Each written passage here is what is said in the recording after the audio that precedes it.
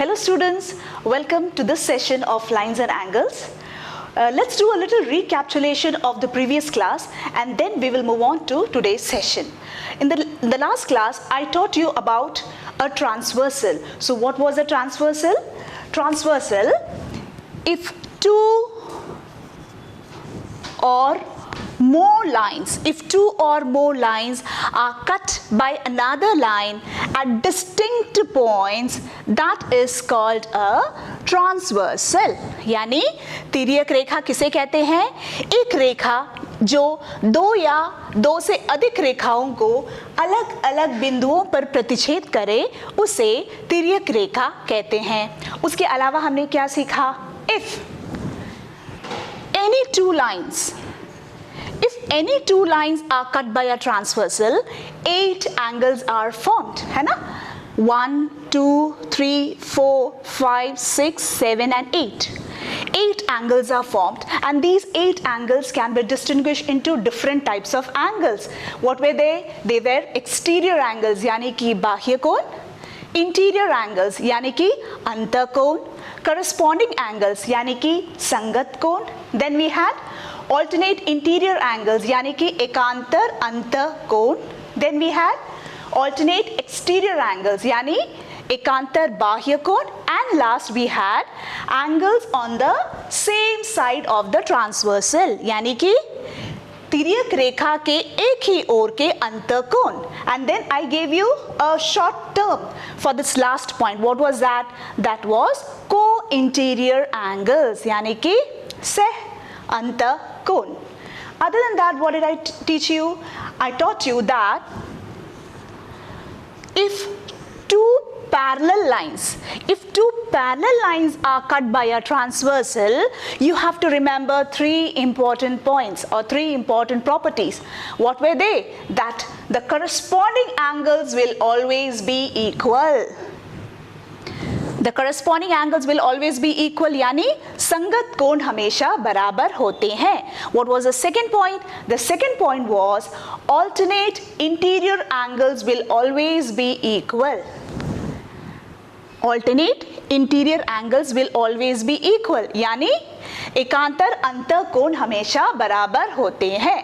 और तीसरा आपने क्या सीखा कि the co-interior angles form 180 degree. ये दोनों का जोड़ हमेशा 180 डिग्री. सह अंतःकोणों का योग हमेशा 180 डिग्री होता है. So these things we learned in the previous session, right? And of course we did few examples also. And today also I'd like to start the class again with an example. तो चलिए हम सबसे पहले हमारा question देख लेते हैं. इस example को देखिए बच्चों. In figure, AB is parallel to CD and CD is parallel to EF. Also, EA is perpendicular to AB. If angle BEF is equal to 55 degree, find the values of X, Y and Z. Hindi में देखिए, आकृति में AB जो है CD के समांतर है और CD EF के समांतर है. साथ ही EA जो है AB के लंब है. यदि एंगल BEF 55 डिग्री है तो X, Y और Z के मान ज्ञात कीजिए. So students, I have written the question over here. I've written not the question, I've written all the given part and what you have to find. The diagram is also here. Now, what all is given in the question? That AB is parallel to CD. This AB and CD is parallel to each other. It's given. Next, CD is parallel to EF. ये जो CD है और ये EF है, ये भी एक दूसरे के साथ parallel हैं. These many things are given to you. Okay. Also, EA is perpendicular to AB. EA जो है AB के लिए perpendicular है, right? 90 degree. आपको find out करना है the values of X, Y and Z. ठीक है? Now सबसे पहले देखो बच्चों, यहाँ पर आपका Y है. हमें पता है कि CD is parallel to EF. It's given in the question. ये दोनों आपस में parallel है and this is your transversal. So you can see, अगर ये आपका transversal है, ये एंगल और ये एंगल, ये दोनों क्या बन रहा है? आपका co-interior angles. और दोनों को जोड़ने पर आपको कितना मिलेगा? You will get 180 degree, right? So what we will do, the solution, we'll write since CD is parallel to EF and transversal क्या है? EB is the ट्रांसवर्सल तो हम कैसे लिखेंगे? डायरेक्टली हम लिखेंगे y plus 55 degree, y plus 55 degree is equal to 180 degree. और उसका रीजन क्या है? रीजन ये है कि सिंस को interior angles, you should always write the reasons children in the bracket, ठीक है? Now you'll solve it. Y is equal to 180 degree minus 55 degree and that is equal to 125 degree. चलिए आपको Y मिल चुका है। अब देखिए, now here you know that AB is parallel to CD, right? And again this is the transversal. तो आप यहाँ पे देख सकते हैं ये आपका ट्रांसवर्सल है, आपका y और एक x, ये क्या है आपका F फॉर्म कर रहा है, यानी कि दे आर करस्पॉन्डिंग एंगल्स, वे दोनों संगत कोण हैं। तो क्योंकि वो पैरेलल है तो संगत कोण बराबर होंगे, यानी हमारा x और y हो गया equal. So what will you right here? Since AB is parallel to CD, AB is parallel to CD and again EB is the transversal, तो हम क्या लिखेंगे? x is equal to y, यानी what are they? वे दोनों क्या है? They are corresponding angles,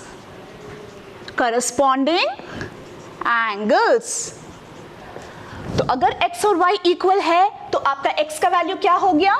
x is also therefore x is also equal to 125 degree, ठीक है?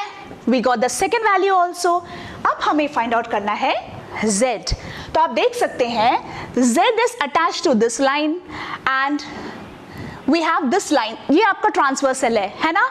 तो अब हमें if you have to use this transversal we need this line and this line, okay, but we don't have any relation between them. So what are we supposed to do? We know that these two lines are parallel, we know that these two lines are parallel, so we can say that these two lines are parallel. कैसे? Because of our theorem. So what will you write here? Since AB is parallel to CD and CD is parallel to EF, therefore हम क्या कह सकते हैं कि AB is parallel to EF, AB is parallel to EF, है ना? By the theorem what? Lines parallel to the same line are parallel, है ना? हमें पैरेलल मिल चुका है। And what is the transversal here? This is your transversal, यानी कि EA, and EA is the transversal, ठीक है? अगर ये दोनों लाइन पैरेलल है और ये आपका ट्रांसवर्सल है तो क्या हम ऐसे लिख सकते हैं? This angle plus this full angle is 180 degree because they are forming co-interior angles. यहाँ पर कुछ बच्चे कंफ्यूज हो जाते हैं, वे यहाँ पर सिर्फ z ले लेते हैं। ऐसा आपको नहीं करना है। Your parallel line is this and your transversal is this. So the angle should be the relation between the transversal and the parallel line. Okay? तो हम यहाँ पे कैसे लिख सकते हैं? Angle BAE, therefore angle BAE plus BAE plus angle FEA. Angle FEA is equal to 180 degree because they are co-interior angles. और ये आपका कितना है? 90 डिग्री प्लस ये आपका, यहाँ पे देखिए ये पूरा एंगल है, यहाँ पर आपका Z भी है और 55 डिग्री भी है, तो आपको दोनों लिखना होगा। यहाँ पे आएगा Z plus 55 degree is equal to 180 degree. That is 145 degree plus z is equal to 180, implies z is equal to 180 degree. यहाँ पे आ जाएगा minus 145 degree, that is equal to 35 degree, and hence we got x, y and z children. ठीक है, अब ये एक example था. अब हम डायरेक्टली जाएंगे हमारे एक्सरसाइज 6.2 की ओर. This is your first question of exercise 6.2. In figure, find the values of x and y and then solve that AB is parallel to CD. आकृति में x और y के मान ज्ञात कीजिए और दर्शाइए कि AB CD के साथ समांतर है. अब बच्चों, यहाँ पर आपको 50 डिग्री 130 डिग्री सब कुछ आपके डायग्राम में दिया हुआ है, राइट? यहाँ पर you have to first find x and y. पहले आपको x and y का वैल्यू फाइंड आउट करना है and then you should prove that AB is parallel to CD. यहाँ पर फिलहाल AB और CD पैरेलल नहीं है, they are just two lines. ठीक है, नाउ क्योंकि यहाँ पर ये दोनों लाइंस पैरेलल नहीं है तो हम ना करस्पॉन्डिंग एंगल यूज कर सकते हैं, ना ऑल्टरनेट एंगल यूज कर सकते हैं कि दे आर इक्वल, है ना, हम कुछ नहीं यूज कर सकते.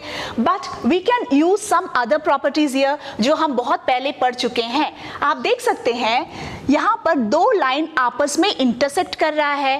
If they both are intersecting each other, ये दोनों एंगल्स क्या बन गए आपके? They are your vertically opposite angles and the vertically opposite angles are always equal. तो हम directly यहाँ पे लिख सकते हैं y is equal to 130 degree. But always write the reason. क्यों? Vertically opposite angles. हिंदी में क्या लिखेंगे? शीर्षाभिमुख कोण.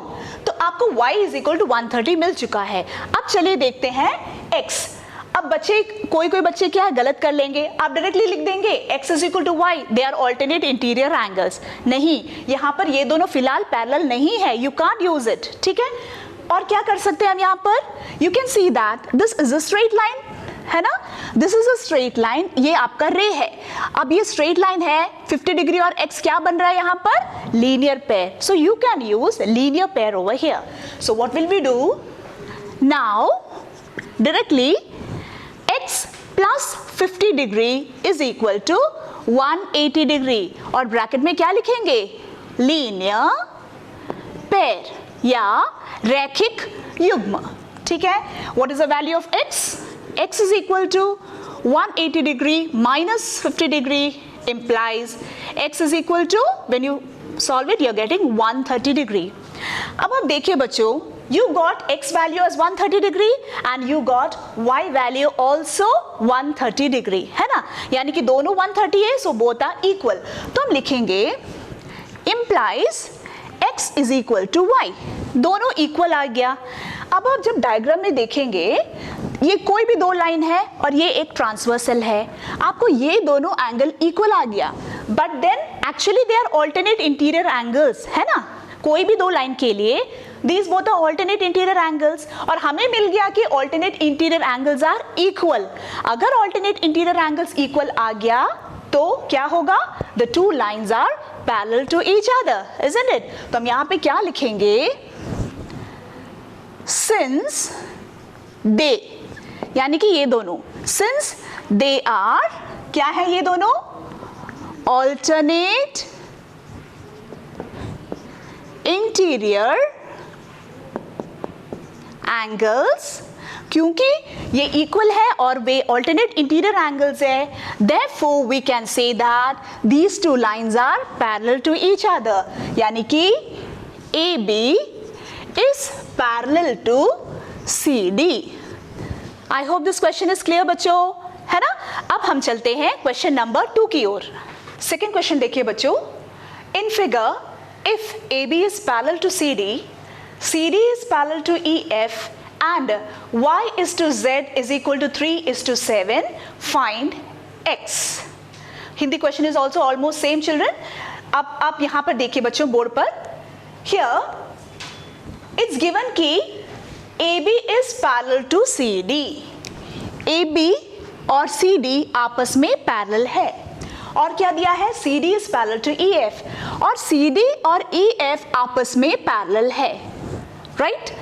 These two lines are parallel to each other and these two are parallel to each other. So can we say that these two are also parallel to each other? Why?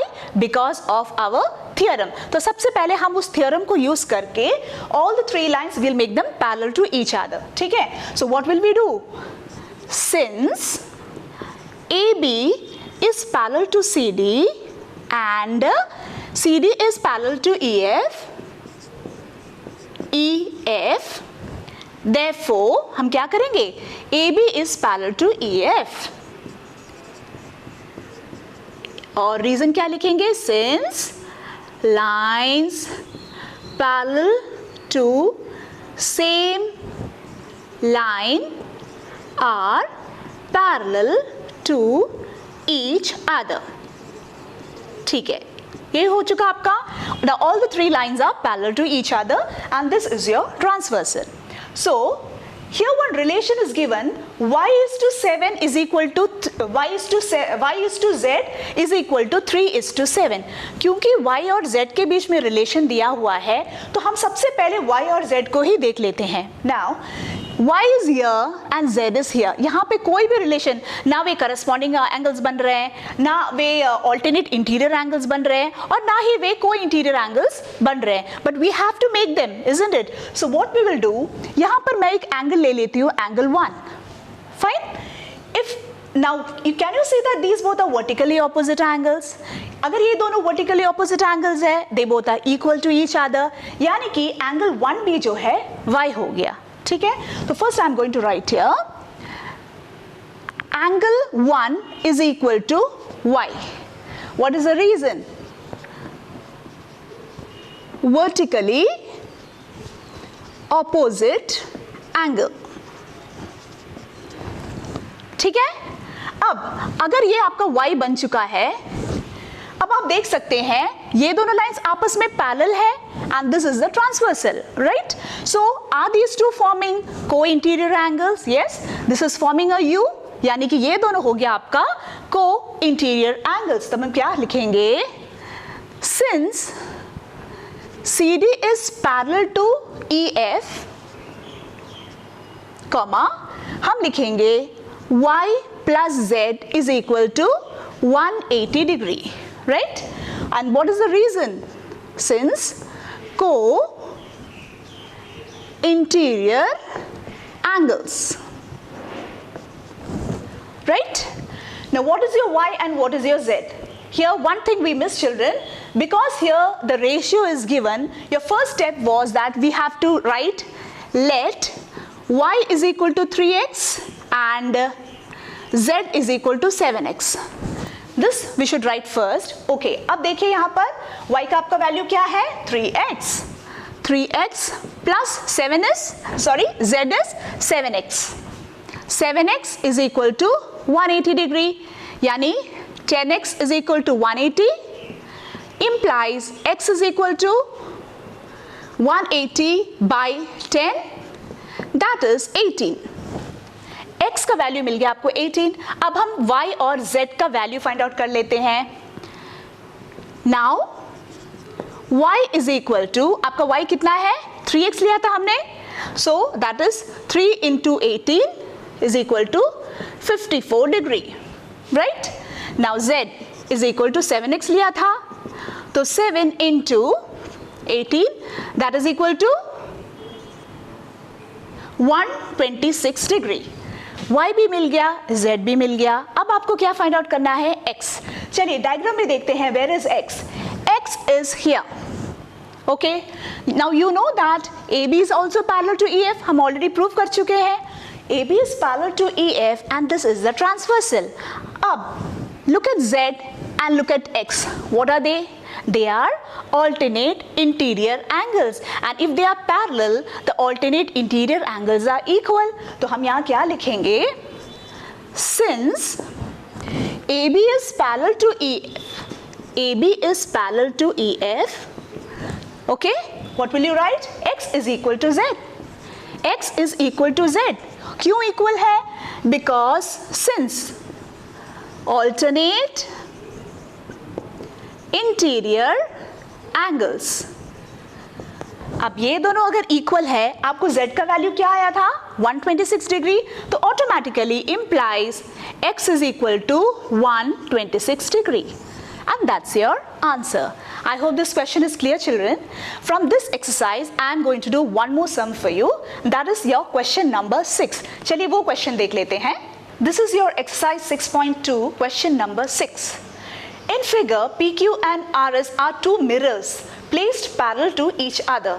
An incident ray AB strikes the mirror PQ at B. The reflected ray moves along the path BC and strikes the mirror RS at C and again reflects back along CD. Prove that AB is parallel to CD. Hindi में भी देख लीजिए. आकृति में PQ और RS दो दर्पण हैं जो एक दूसरे के समांतर रखे गए हैं. एक आपतन किरण AB दर्पण PQ से B पर टकराती है और परावर्तित किरण पथ BC पर चलकर दर्पण RS से C पर टकराती है तथा पुनः CD के अनुदिश पर परावर्तित हो जाती है. साबित कीजिए कि AB CD के समांतर है. Now children, this question again comes back to a physics. We have already done in the previous classes about physics questions. Now this is also related to physics. ठीक है? I'm sure you must have already learned about the laws of reflection, children. यहाँ पर there are two mirrors which is kept parallel to each other. ठीक है? As per the question, what happens in your as per your science also, when a ray reflects on one mirror here, this is the incident ray. और यहाँ से वो reflect होकर next mirror की ओर जाता है and this is your reflected ray. Again it reflects back from the second mirror also. This is your emergent रे. ठीक है? And what is you know about this, that you always you have a normal over here. A normal is drawn here and here also, which is perpendicular, and as per the laws of reflection, this angle is always equal to this angle. The normal divides this full angle into two equal parts. Yani this is your I and this is your R. This is your angle of incidence and this is your angle of reflection. उसी तरह यहाँ पर भी this is your R and this is your E. Okay, so always angle of incidence is equal to angle of reflection, and similarly here also R is always equal to E. Now this was science. Now come back to our question. ठीक है? हमारा question में it's the same diagram, it is the same theory also, children. What we are going to do here is we will construct a perpendicular over here full. Okay, we are going to construct a perpendicular over here, right? So we will do construction. Construction में क्या लिखेंगे? Draw. What are we drawing? BE perpendicular to, what is this? This was RS and this is your PQ. Draw BE RS, then if BE is perpendicular to RS, then it is perpendicular to PQ also, है ना? तो then BE is perpendicular to PQ also. ये हमारा पहला है. अब यहाँ पर भी we are going to draw a perpendicular CF. ठीक है? तो second part is draw CF perpendicular to PQ. Then CF is perpendicular to RS also. यानी हमें दो perpendicular lines मिल गए जो दोनों पैरेलल लाइंस के साथ में परपेंडिकुलर 90 डिग्री बना रहे हैं. Actually it is automatically you are getting that these two lines are parallel to each other, but still we will try to prove it a little here. Now क्योंकि ये दोनों 90 degree, ये भी 90 degree है और ये भी 90 डिग्री है ना students? So what we will do here is angle EBP, angle BP is equal to angle CFB. CFB दोनों क्या है? 90 डिग्री है. दोनों एंगल आपस में इक्वल हो गए और हम जानते हैं कि ये दोनों क्या है? Since corresponding angles, okay, since they are corresponding angles, therefore हम कह सकते हैं कि BE is parallel to CF. ठीक है, ये दोनों लाइंस आपस में पैरेलल हो गए. अब मैंने कहा था वहां पे angle of incidence is equal to angle of reflection है ना. यहां पर हम नाम देंगे इन एंगल्स को. This is your angle 1, angle 2, this is your angle 3 and this is your angle 4. ठीक है, if these two lines are parallel and if BC is the transversal, तो हम कह सकते हैं कि angle 2 is equal to angle 3. Why? Because they are alternate interior angles. ठीक है, तो हमें ये दोनों parallel मिल गया. And what is the transversal? BC is the transversal. Right? तो हमें क्या मिलेगा? हमें मिलेगा therefore angle 2 is equal to angle 3. 2 is equal to 3. उसका रीजन क्या है? Since alternate interior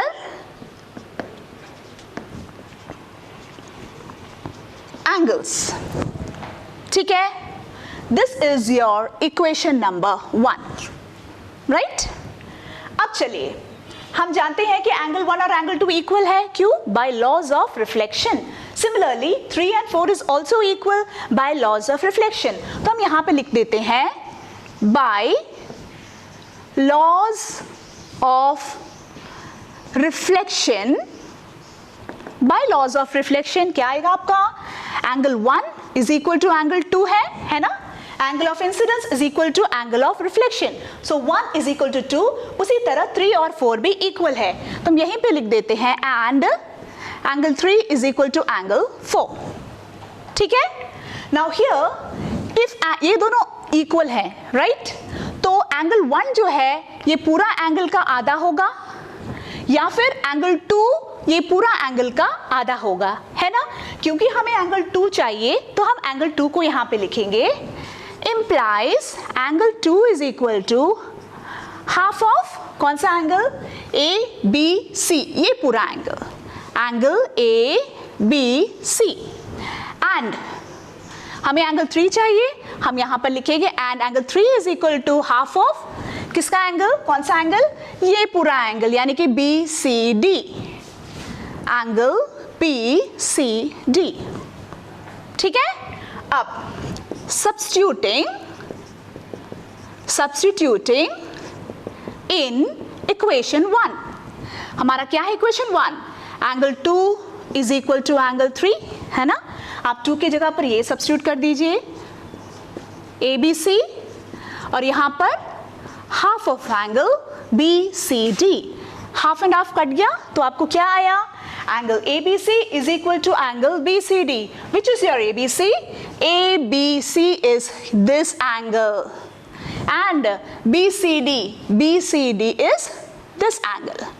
Can you see something over here? Here there are two lines. This is your transversal and you've got that these two angles are equal. ये दोनों angle actually क्या है?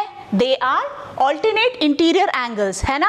और वो आपको इक्वल मिल चुका है, तब आप क्या कह सकते हैं? That the two lines are parallel to each other. तो हम यहां पे क्या लिखेंगे? Since they are alternate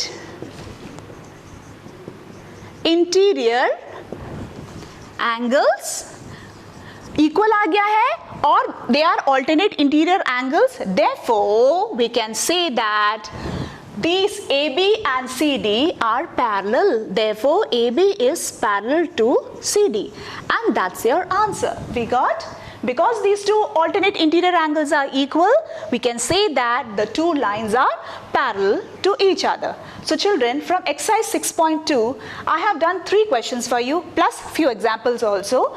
Now 3 more questions are there, that is question number 3, question number 4 and question number 5. That is going to be your home assignment. First I'll show you the questions and then I'll give you certain ideas so that you can do it easily. This is your home assignment, children. Exercise 6.2, question number 3, 4 and 5. I hope till now you have got your textbooks. This is for the English medium students and this is for the Hindi medium students, children. Question number 3, 4 and 5. Children, these are the 3 questions. ठीक है, मैं बस roughly आपको एक idea बता देती हूँ. आप अब तक तो concept समझ चुके होंगे. Now here, given is, यहाँ पर सभी क्वेश्चंस में both the lines are parallel to each other. Okay?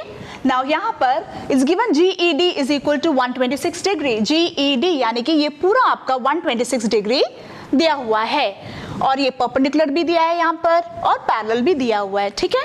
Now what is it? First you have to find AGE. AGE आपको फाइंड आउट करना है, ये है ना. अब देखिए ये दोनों लाइंस आपस में पैरेलल है.